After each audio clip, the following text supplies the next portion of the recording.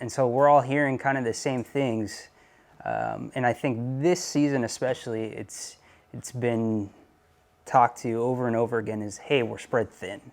You know, it's fires are more intense, resources are scarce. Be smart. You know, our best resources, our most important resources are the firefighters, right? The people.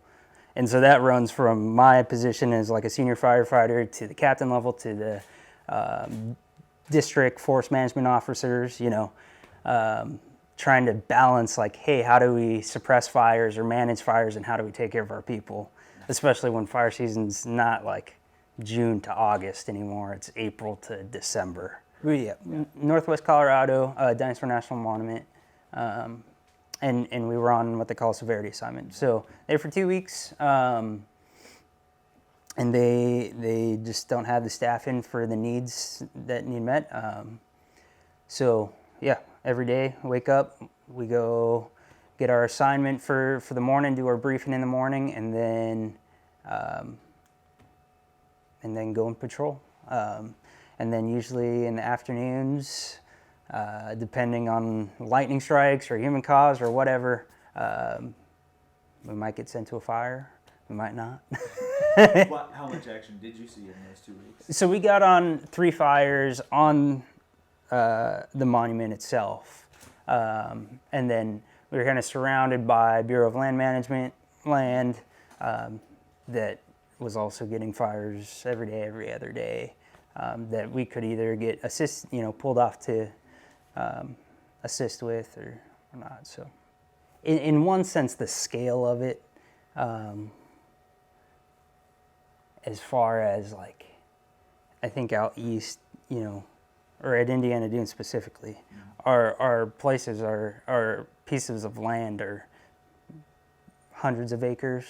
Or out west, what's burning is millions, right? But there's also a lot less people and a lot less in areas, I guess. But and then at the same time, you know, we're out in places like rural Colorado and the monument, and sometimes fires are just single trees on fires. And yes, we're there because we're trying to prevent it from getting big, but all of it's such a dynamic job and thing, you know, behemoth, that's like, you know, the people who are actually doing this job, it's like, okay, yeah, you're dealing with something as simple as the single tree to something as big as the fires we're seeing right now out in Oregon, you know.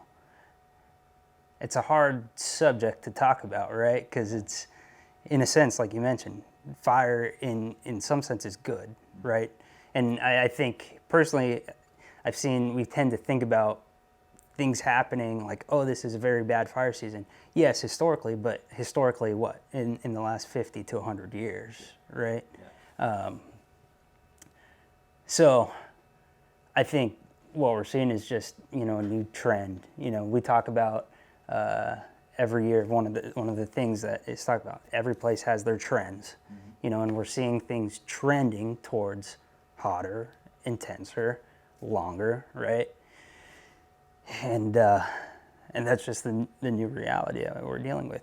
And it doesn't just affect the people out west. You know, I mentioned I worked in Minnesota. Minnesota, right now, friends are sending me, hey, this stream that was flowing with water last summer is not.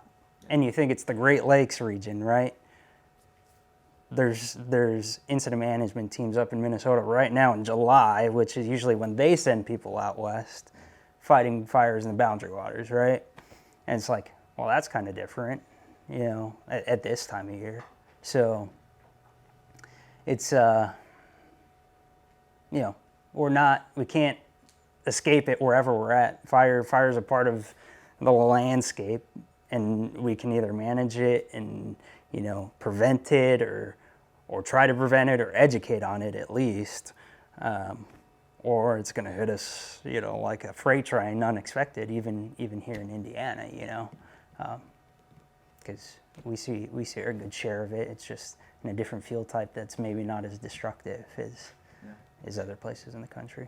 Well, here specifically at the dunes, We do a lot of prescribed burning in the spring, but the spring's also our fire season, and so in spring and fall.